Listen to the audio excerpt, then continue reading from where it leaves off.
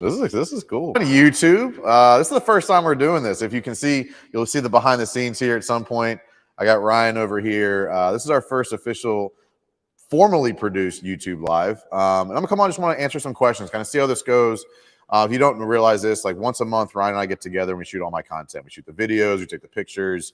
As you know, I'm a pretty busy person. I'm not trying to brag. It's just like I don't have time to shoot videos every week, like a lot of us don't. And so I get on here with Ryan, we were at my warehouse, his warehouse, or some, third location.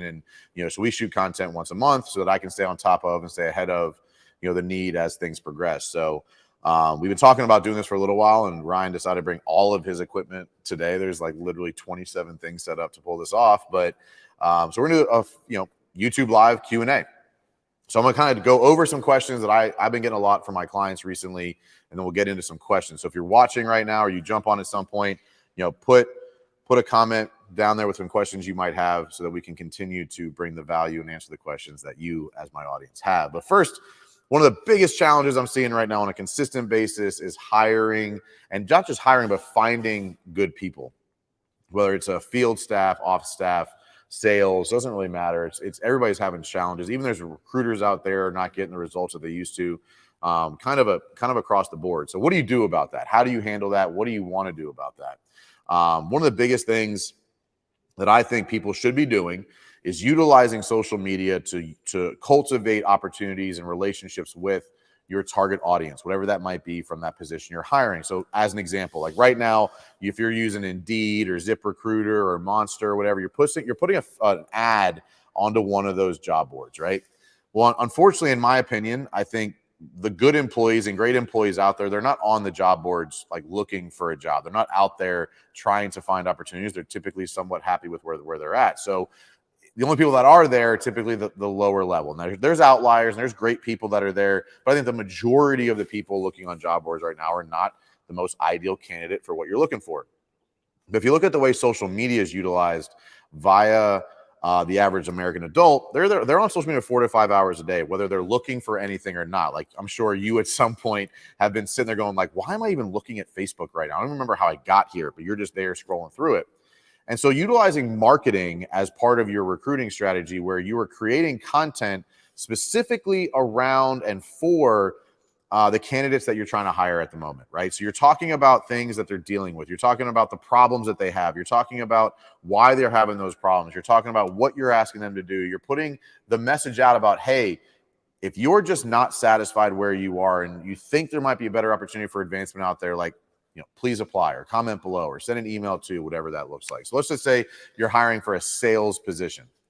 You can say, hey, look, if you're an in-home sales specialist and you were promised leads, you were promised opportunity, you were promised to make a whole bunch of money, and that's not happening, it could be because your company just does not have the systems and processes to support you. Right now, we're hiring 2 in-home sales specialists. If you think you'd be interested, comment below or shoot us an email or shoot us a DM.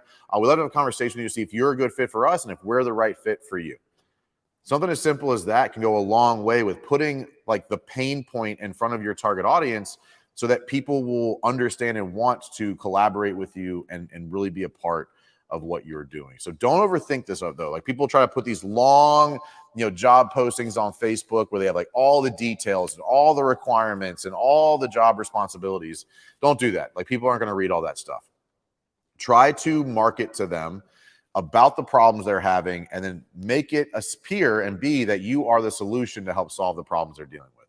If it's a laborer, same thing. Like, hey, if you don't have room for advancement, if you're a team leader or a project manager and there's just no room for advancement, you're not getting trained, you're not getting better, you're not being taken care of, we love an opportunity to talk to you, see if we're a good fit for you.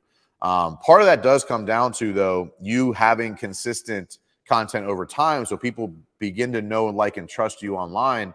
But if you can utilize even just targeted Facebook ads for this, it can be very inexpensive, right? Because you're targeting a specific geographic area for a very specific demographic. Or let's just say you're looking for a sales guy. So you're going to target 25 to 35-year-olds or 25 to 40-year-olds in a certain zip code or a certain city.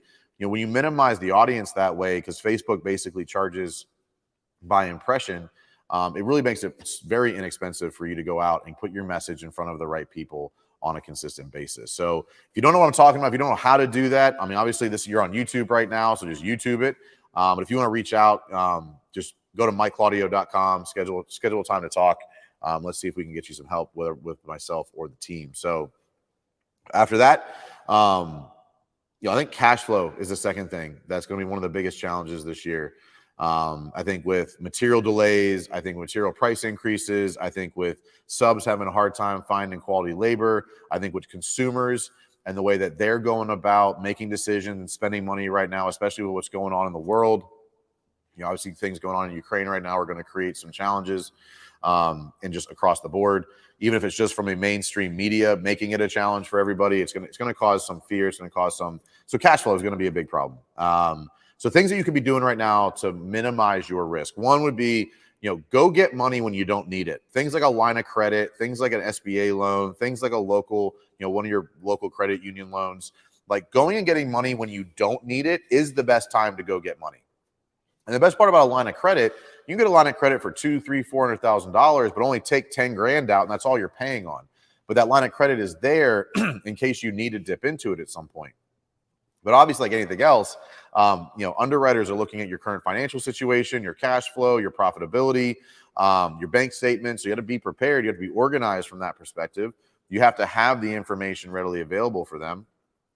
But getting yourself in position right now where that you can set yourself up for success with having access to funds as projects might get delayed, as material issues become a bigger issue, it's going to hurt some people that don't prepare properly. And I don't want to see it. And I'd hate for it to happen to somebody that's in my audience, but like ultimately I really, really want to see you succeed this year. And so let's try to get ahead of those challenges to an extent as well.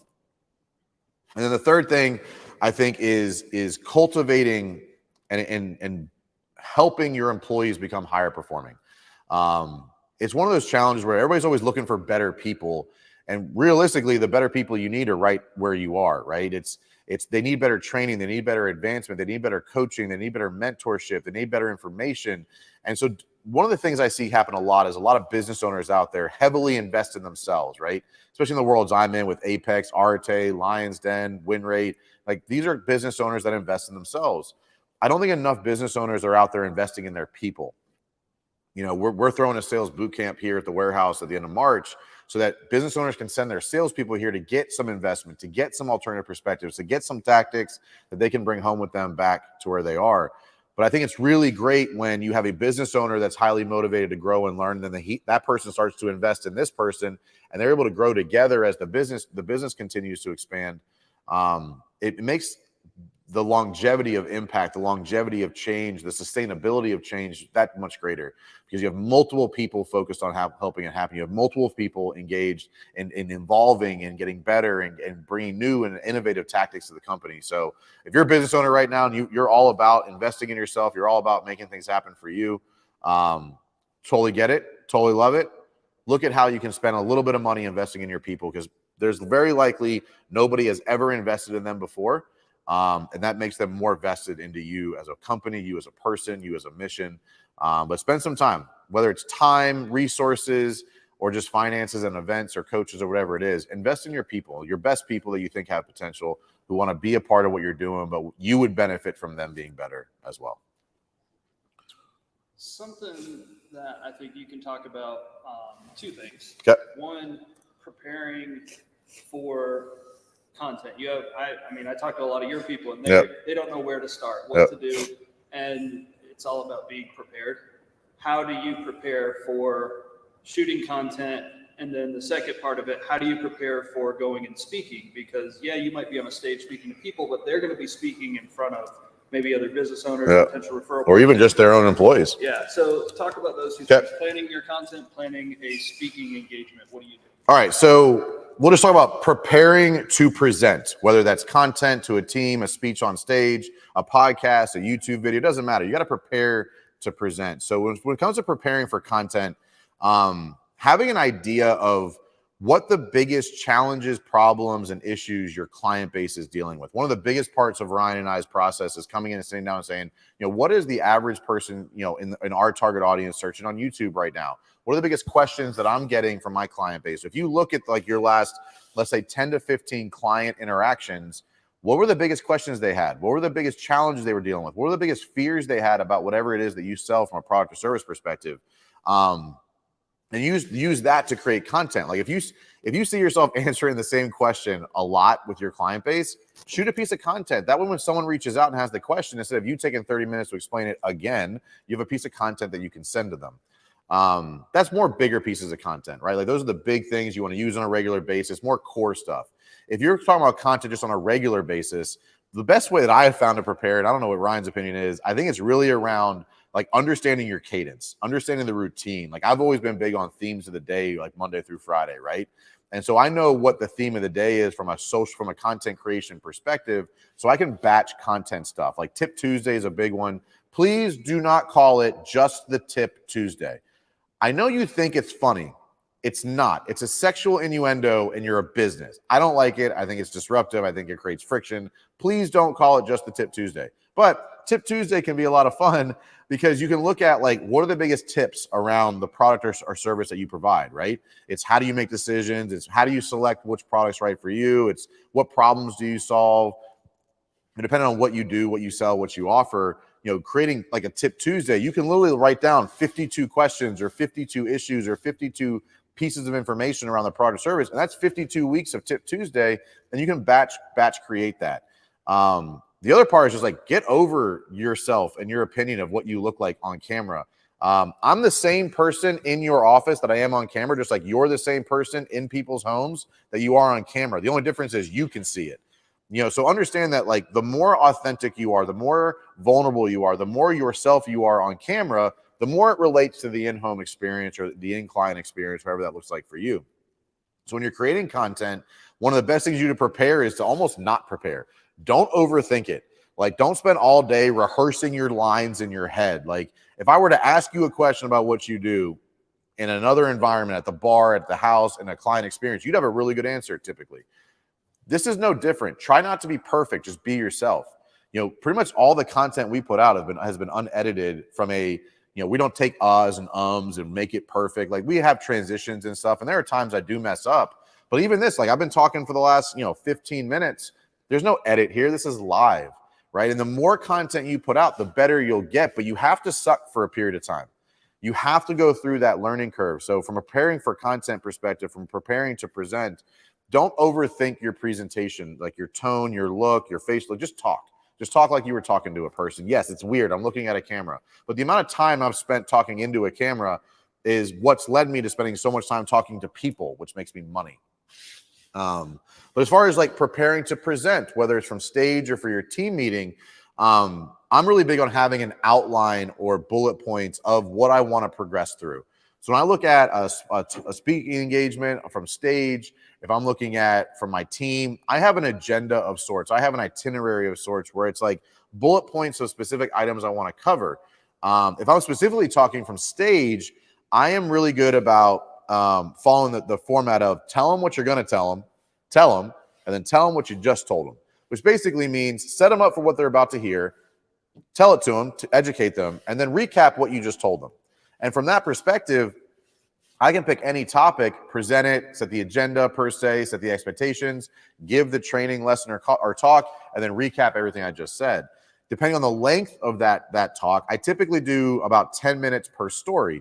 So if it's let's say a 60-minute talk, I'm going to do 5 minutes of setup, 5 minutes of closeout. I have 50 minutes in the middle. So I'm going to think about 5 stories I want to tell that's going to help make the impact of whatever it is I'm trying to get across. So if you're preparing for your team meeting, what's the biggest recap? What's the biggest part of this? What's the biggest thing that you can bring to the table in that conversation so that you're making an impact? So I reverse engineer my presentation, whether it's online, on YouTube, in person. I always think, what is the impact I'm trying to make as part of this piece of content or this presentation? So in this case, it was, I want to try to go live on YouTube for the first time, and I hope some people show up, and I hope I can answer some questions.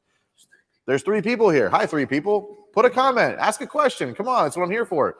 But the impact was more for us. I wanted to go through the process of us doing a Facebook or a YouTube live so we could go through the process, see what works, and how we can make it better. Like everything Ryan and I have done together over the last 3 years has been implement, analyze, adjust.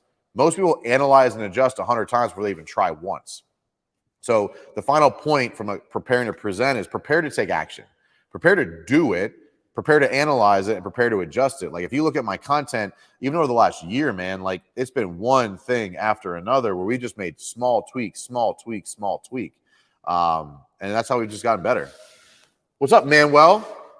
Thanks for being here, man. Hopefully you're eating lunch or something right now. Hopefully it's good. I'm starving. This is cool. Like most people are like, oh my God, no one showed up. Ryan, this is a failure. No, this is content creation. This is what it looks like. It looks like this, where Mike Claudio is going to spend 15 to 20 minutes here talking into a camera. There's 3 people on right now. And I guarantee you, in a year from now, 12 attempts from now, we'll have 100 people on this call. And then 3 years from now, we'll have 400 people on this call. That's all it is. That's what we do. We make little adjustments over time where we're not afraid to take action and quote unquote fail forward. Like if you follow Ryan Weber at all on his social media, he's constantly changing his equipment. This is probably the 100th fucking camera and lens combination he's had since we started shooting content.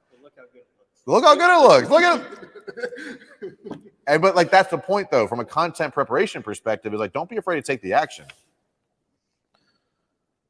Oh, I see you, Tiff. I see all those shoes behind you. What's your favorite part of what you do with your nonprofit? It's our nonprofit. Tiff, you're not faking anybody. Everybody knows you're my wife. So she showed up. She brought value. Thanks, Tiff. We're up to 5 people now. Look at this. We're growing. See, I told you. At 3 now, I just grew by 60%. We're huge now. The favorite part about the nonprofit for me is just purchasing. Honestly, I love spending money. And so going to buy the shoes is actually my favorite part of the process. But my favorite part of the nonprofit is I know for a fact we're creating champion level confidence in children who don't have access to shoes, don't have access to really hope, to be honest. We've met a lot of really great people that just have a very low confidence level because, something as simple as their clothes and their shoes when they go to school, they just don't have access to it. And so our ability to raise money, buy the shoes, get them to the kids that need them is a really cool process. I had one more. Yeah. See, Manuel gets it. It's just a start. How did you get started? I guess the 2 things with one, podcasting is so easy. Ugh. Podcasts are super easy. So I got to get you back on. I know. Like I started one. I've recorded 3. We haven't posted any though. We're Judge Baldy. Okay. Gym focused or just entrepreneur focused? Both. Yeah. It's called the professional entrepreneur, which Okay. means like running a business, but Not a job, a business. Yeah, I got it. He's a good dude. He is. He's super smart. Like, yes. Smart for me. Yeah. But how'd you get started as far as like getting an idea to get started? And then also from a podcast perspective? From a podcast, and then also speaking. Like you've done a lot of speaking engagements, but like you didn't have speaking engagement experience. It's not like you've been a speaker for the past 30 years. Yeah. You've been a speaker for the past 2 or 3, but you've done a lot on some big stages. Yeah. How'd you get started on that? All right, so we'll start with the podcast. I think me and you just said, hey, we should do this. I still miss my initial logo with this 2x4, the character of me with the 2x4. That's a big stud with a big stud right there.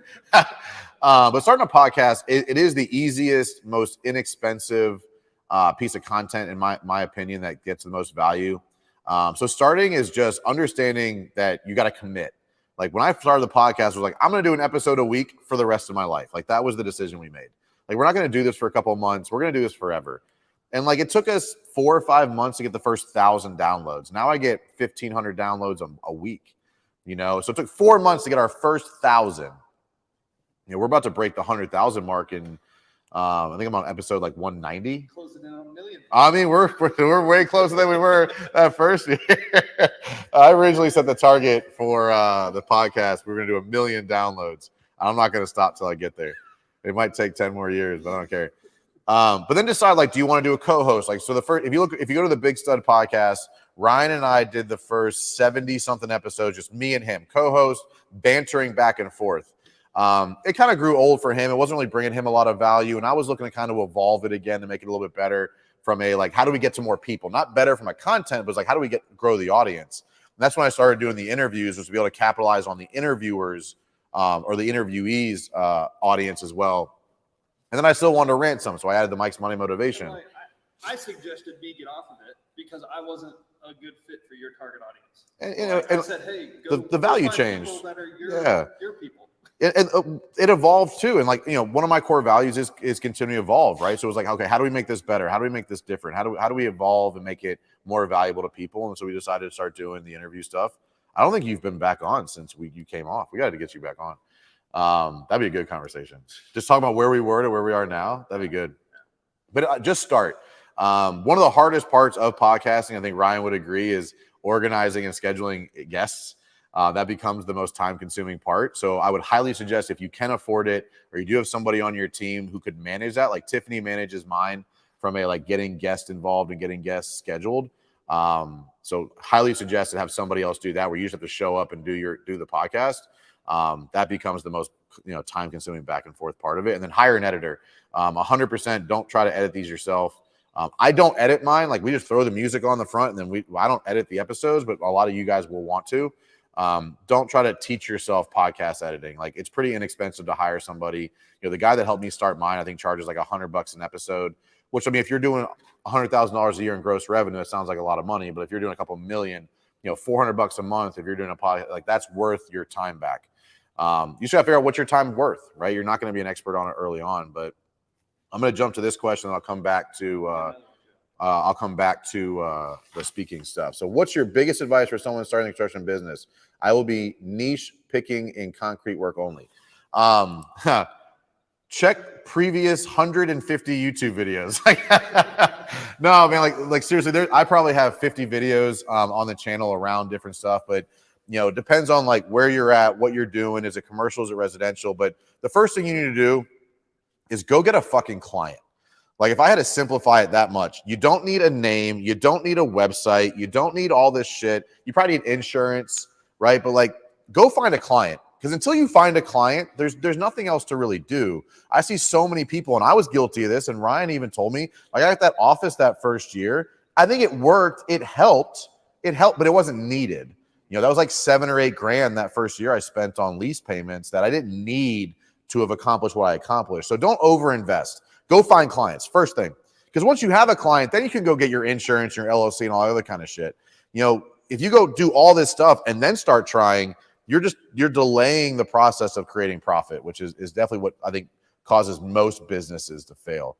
But yeah, go find clients. You can even minimize that down even further to just go find relationships.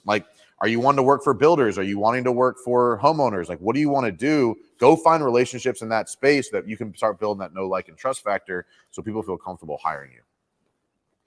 Before you speak on camera, sometimes it looks like you take 3 or 4 seconds to collect your thoughts. What goes through your head in those moments? Do you know who this is? No. This is my editor. No shit. This is Chris. He's been with me for 3 years. Dude, he's seen a lot of my face. Yeah, that's why he's asking. Chris, thank you so much. All right, so I talked about it earlier, the outline, the agenda, that formula of tell them what you're going to tell them, then tell them what you just told them. When I close my eyes and I take that moment right before I start talking, I'm walking myself through the progression of that journey in my head. So most of our videos are 5 to 10 minutes. And so I'm thinking about, okay, I do the intro. What's the setup? What's the content? What are the 3 items I'm going to talk about? What's the closeout call to action? Go. And so it used to be a lot more than 3 to 4 seconds. It used to be oh my God, I'm talking out loud. Now I can walk myself through. But when I compose myself right before I start talking, it is me walking myself through that progression of that. Tell them what you're going to tell them what you just told them. So I can mentally track myself through the progress of that. My man. What advice would you give someone who has a hard time letting go of tasks they used to be responsible for, but now can't do because of time involved? Grow the fuck up. I love you. I know who that is, Mr. Stripe It Like It's Hot. When it comes to that if you haven't read Thomas Keenan's book, Unfuck Your Business, he talks a lot in that book about, valued tasks. Is this a $10 an hour task, $100 an hour task, $1,000 an hour task? And so if you're looking at those tasks, ask yourself, what is this task worth per hour? And if it's not worth what you think you're worth, offload it to somebody else. So looking at, for me, it was like scheduling podcasts. Like I've offloaded almost everything. If it doesn't involve me being on camera or talking to a client, almost everything the business does now is offloaded to somebody else, because like those activities don't make me money. I'm a business coach. I get paid to coach. I only get paid if I'm coaching. So doing things like CRM updates, scheduling podcasts, editing podcasts, doing YouTube videos, content distribution, none of those things directly make me revenue. So for you, Mr. Striper Like It's Hot, look at what is the value of this task in the grand scheme of my business. And then if it's not worth what you think you're worth, stop doing it. Good stuff to start a podcast. Listening to you. Thanks, Turner Builders. I've been following you on Instagram for a little while, man. Congrats on the podcast. Let me know how it goes. Keep me posted, because don't expect like Joe Rogan numbers, maybe ever. But understand, like, and I said it earlier, I'm not sure if you heard it, but it took us 4 or 5 months to get our first 1,000 total downloads. Here I am 190 episodes later, and I'm still only doing 6,000 or 7,000 a month. It's a lot. Like that's still probably top 1 or 2% of all podcasts. It's not the top 1%. Like, here's the reality, Mr. Turner. Don't fucking quit, because here's the reality. The average podcast, there's multiple millions of podcasts out there. The average podcast doesn't last past 7 episodes. They get started, they get bored, they get burnt out, they get undisciplined, they're expecting they don't have the right expectations around results, and they quit. So what's led to the success for my podcast is the fact that you're going to get it every single week. And I'm almost 2.5, 3 years. I think our first episode launched September 2019. So we're 2.5 years in, give or take. I was looking at it the other day, went down to the first episode. It was like 1st of September 2019. Yeah. And so we were in the dungeon, the content dungeon. I can't wait. So just don't quit. Like, being consistent over time is the best thing you can do from a podcast perspective. You're welcome, bro. That's it? Was that good? Right at, we're 27 minutes. All right. 3 minutes left if anyone wants. Final question. Who's got a hot seat? Let's go. Give me a good one. Give me a good one. Come on. There's 6 people watching. Type something in. Let's go. 3 minutes, people. Yes, that's a hard part. Thank you. Let's ask a stupid question. It doesn't have to be business related.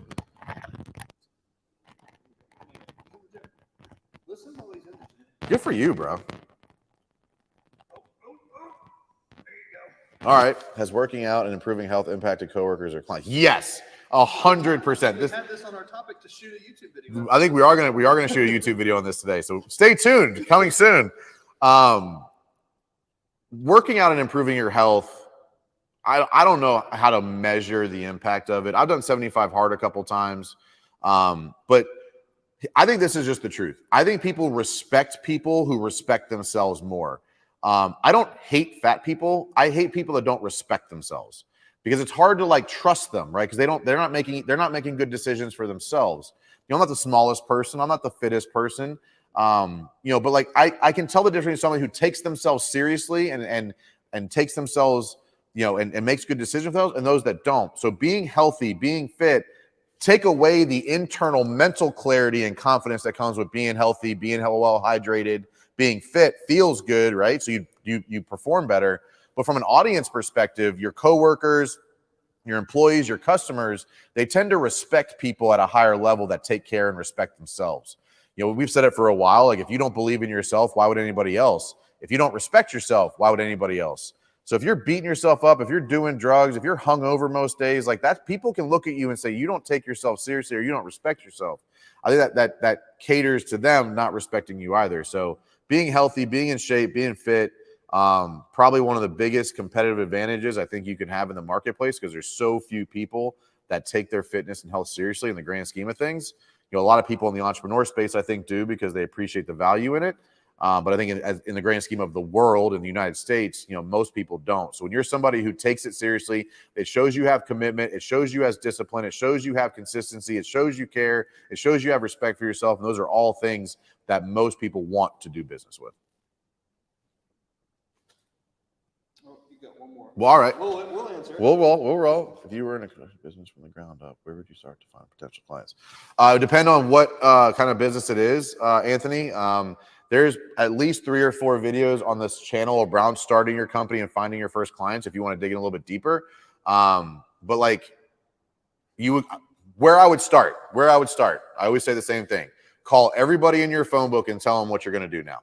Because those people already have a know, like, and potentially trust relationship with you. So go into your phone book, call everybody you know, everybody in your phone book at some point, and just let them know, hey, look, hey, I'm starting this deck company. If you know anybody that was looking for a deck or whatever, I'd love to have a conversation with them. And just most people already know, like, and trust you, want to help you.